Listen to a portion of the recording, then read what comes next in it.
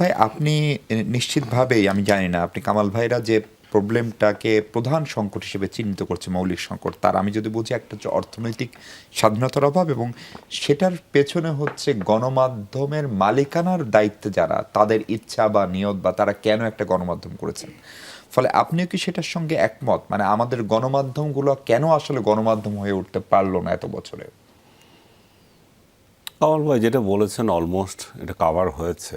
প্রথমত হচ্ছে যে আমাদের গণমাধ্যম হতে পারে নাই, আমি মনে করি যে মালিক প্রথম কারণ হচ্ছে যে উনি কি উদ্দেশ্যে এই মাধ্যমটা তৈরি করেছেন।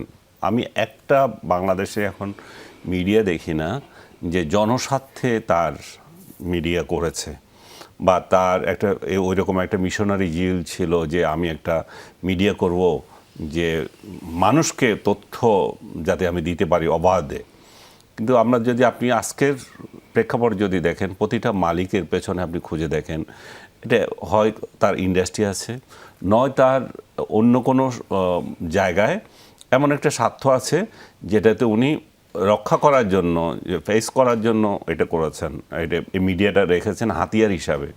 আমি খুব নগ্ন ভাষায় এটা একবার সমালোচনা করেছিলাম যে প্রতি একটা মালিক যে তার আগে মানে এটা ইয়ের মতো পালা আর কি, পালিত এটা, মানে আমি বলছি যে এটাকে আমি বলি যে ওয়াচডগ, যেটা ওয়াচডগটা আসলে তো মিডিয়াই, কিন্তু এটাকে একটা আক্ষরিক অর্থে ওয়াচডগ বানিয়ে ফেলেছে যে আমি কিছু ডগ রাখবো, আমাকে তুমি যদি ঘেউ করো আমিও কিন্তু তোমাকে ঘেউ করব।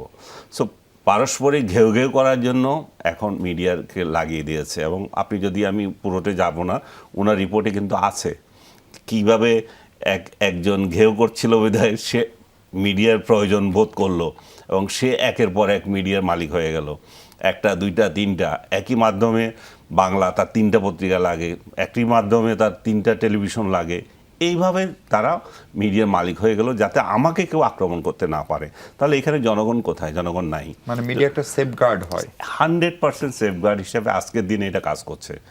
আর এই সেফগার্ড হিসেবে আমরা যারা এখানে জয়েন করছি, কাজ করছি, তারা তাদের নির্দেশ অনুযায়ী চলতে হচ্ছে। আমাদের এমন কোনো স্বাধীন মতামত আমরা এখানে দিতে পারছি না। স্বাধীন মতামত দিতে পারছি না 2টা কারণে। একটা হচ্ছে যে আমি যদি এমন একটা নিউজ করি যেটা আমার মালিকের উপর আবার আঘাতটা আসবে, এই আঘাতটা আসতে পারে ব্যক্তি সংস্থা থেকে, সরকার থেকে, দুইভাবে আসতে পারে।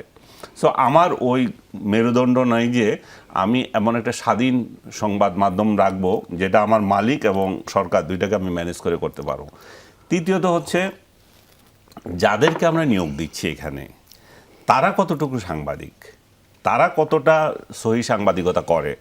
আপনি আপনি আপনার সারা ওয়ার্ল্ডে সংবাদপত্র যে তার নিজস্ব কোনো এজেন্ডা নাই, স্বার্থ নেই তা না, আছে।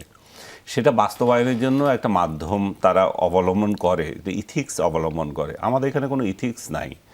আমি বলি যে সহজ বাংলায়, যদি আপনি গাছে উঠবেন একটা মই লাগবে, আপনি গাছে উঠছেন মই ছাড়া, দেখা যায় যে একটা মই ছাড়া আপনি উঠে ওইখানে বসে কীভাবে উঠলেন, সেই ইয়েতে নাই, মেকানিজমটা নাই। সো আপনি আপনার ইচ্ছে অনুযায়ী নিউজ করছেন, কিন্তু সেটাকে একটা ফরম্যাটে ফেলছেন না, এমন এক অবস্থায় আপনি তৈরি করছেন।